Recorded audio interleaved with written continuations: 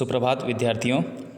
आज हम कक्षा 10 के काव्यखंड क्षितिज जो पुस्तक है उसके काव्यखंड में जो प्रथम पाठ है आपका सूरदास के पद, जो सूरदास जी के भ्रमर गीत से लिया गया है। इसमें क्या होता है कि श्री कृष्ण जी द्वारा उद्धव को गोपियों के पास योग संदेश देने के लिए भेजा जाता है और गोपियाँ एक वहीं पर भ्रमर जो होता है, जो भंवरा होता है, उसके माध्यम से जो फूलों का रसपान कर रहा था उसके माध्यम से ही उपालंब देकर व्यंग्य बाण जो हैं उद्धव पर छोड़ती हैं। तो आइए इसका प्रथम पद हम प्रारंभ करते हैं। जैसे आप ये पंक्तियाँ जो पद की सूरदास के पद की यहाँ देख सकते हैं, तो उनको पहले पढ़ते हैं, उनका पाठ करते हैं। ऊधो तुम हो अति बड़ भागी, अपरस रहत स्नेह तगाते, नाहिन मन अनुरागी, पुर इन पात रहत जल भीतर, तारस देह न दागी, ज्यों जल माह तेल की गागरी, बूंद न ताको लागी, प्रीति नदी में पाँव न भोरियो, दृष्टि न रूप परागी, सूरदास अबला हम भोरी, गुरचाटी ज्यों पागी। इसमें गोपियाँ कहती हैं कि ऊधो तुम अति बड़ भागी, यानी बहुत भाग्यशाली हो, बड़े भाग्यवान हो। अपरस रहत स्नेह तगाते, नाहिन मन अनुरागी।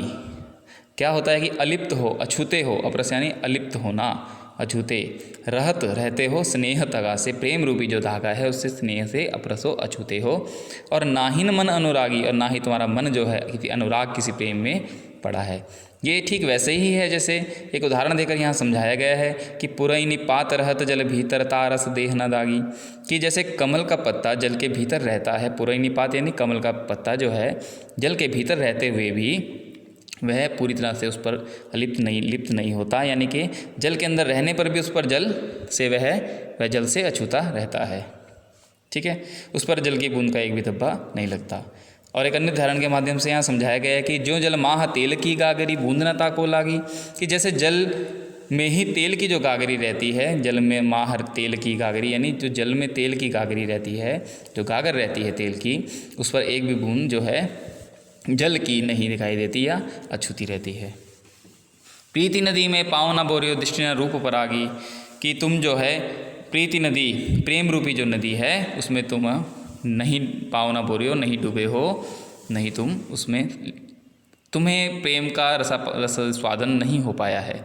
दृष्टि न रूप परागी, और तुमने कभी भी प्रेम ही नहीं किया है, कभी भी प्रेम के रूप लावण्य की और तुम आकर्षित नहीं हुए हो।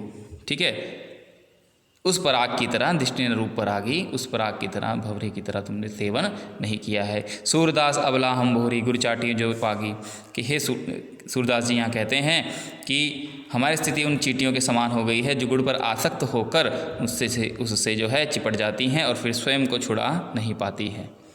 ठीक है, तो आज हम इसका प्रथम पद पढ़ेंगे। आशा है आपको ये समझ आ गया होगा। इसके बाद हम इसका द्वितीय जो पद पढ़ेंगे।